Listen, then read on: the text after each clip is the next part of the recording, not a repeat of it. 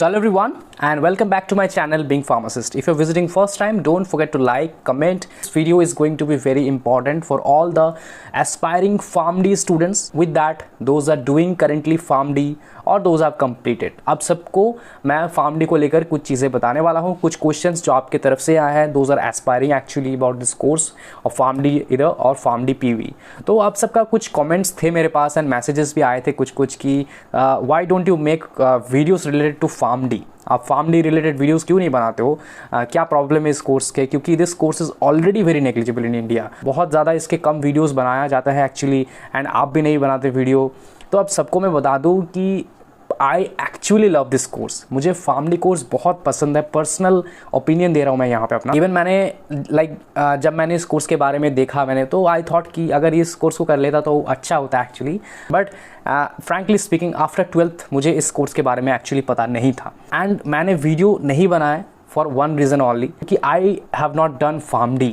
तो I thought कि this is not my domain, मुझे इसके बारे में नॉलेज नहीं है ज़्यादा, तो इस कोर्स के बारे में मुझे पता भी नहीं है ज़्यादा, क्या फ्यूचर है, क्या करंट सिचुएशन है, स्टेटस है, क्या स्टूडेंट्स करंट रियलिटी है. फिर जब मैंने इसके ऊपर रिसर्च किया, एनालिसिस किया, खुद जब मैंने एक पोस्ट ग्रेजुएशन किया क्लिनिकल रिसर्च बैकग्राउंड से एंड ऑल्सो जब क्लिनिकल रिसर्च को लेकर मैंने 1 2 3 प्रोजेक्ट्स करना स्टार्ट कर दिए रिसर्च पे, तो मुझे इसके बारे में एक अच्छा खासा नॉलेज आ गया. ठीक है, तो क्लिनिकल रिसर्च दिस डोमेन के बारे में actually I have got enough knowledge. तब मैंने इस कोर्स के बारे में भी बहुत ज़्यादा रिसर्च किया. बहुत से स्टूडेंट्स, बहुत से professionals those are working as a clinical pharmacist, उन सबसे बात किया मैंने. फिर जाके मैं सोचा कि now it's the time to make videos on PharmD.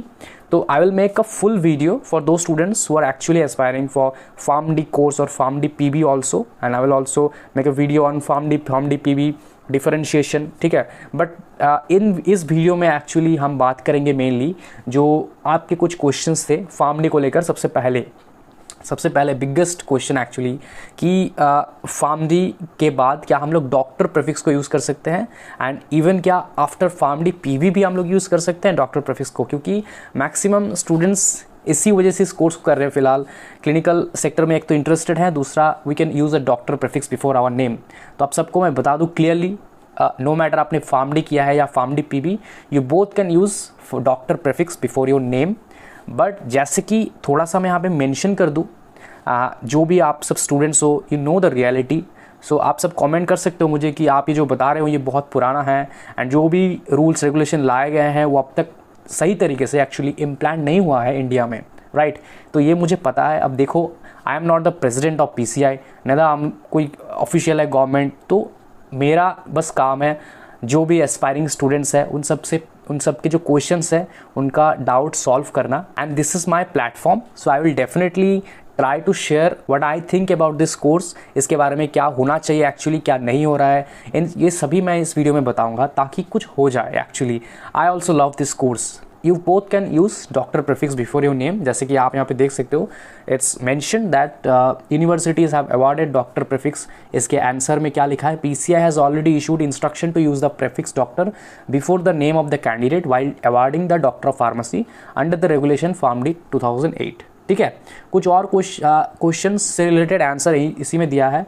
सो जैसे कि क्या जॉब अपॉर्चुनिटीज़ जो B.Pharm D.Pharm स्टूडेंट्स के लिए हैं या फिर M.Pharm, like mainly the government job opportunities. So are we eligible after PharmD also or not? Because हमने प्रीवियसली देखा है कि सिर्फ D.Pharm B.Pharm के लिए जॉब ऑप्शंस है. There is no where mention कि PharmD इज ऑल्सो एलिजिबल. तो यहाँ पे इनका इंस्ट्रक्शन ये है, PCI is also directed various centrals and state governments to consider PharmD as an essential qualification for various post.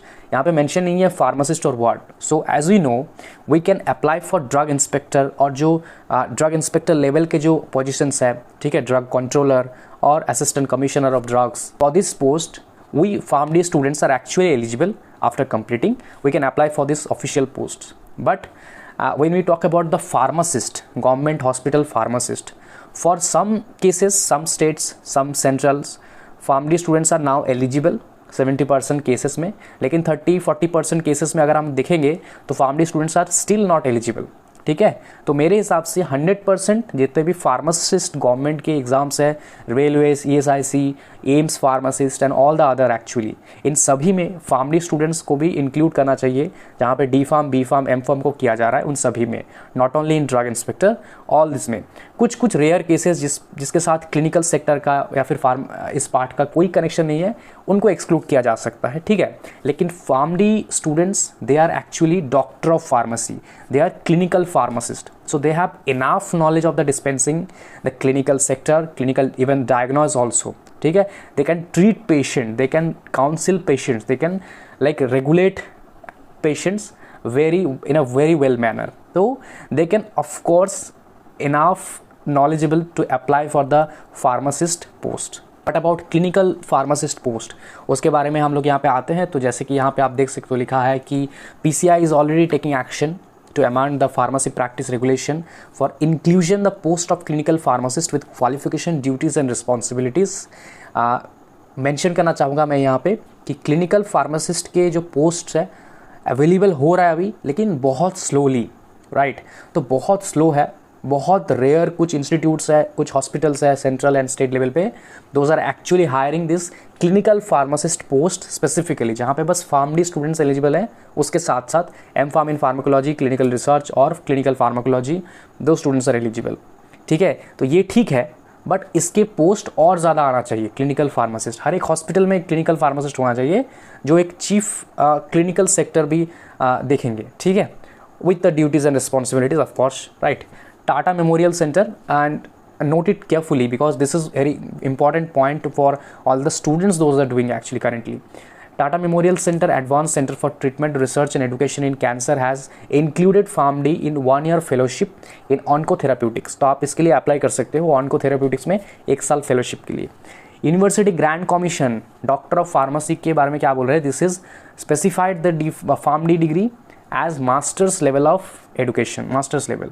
तो ये भी बहुत से स्टूडेंट्स का क्वेरी था कि अगर हम लोग if you are completing our PharmD, so क्या क्वालिफिकेशन है हमारे, हम UG कंप्लीट कर रहे हैं, PG कर रहे हैं कंप्लीट, या फिर PhD कंप्लीट कर रहे हैं।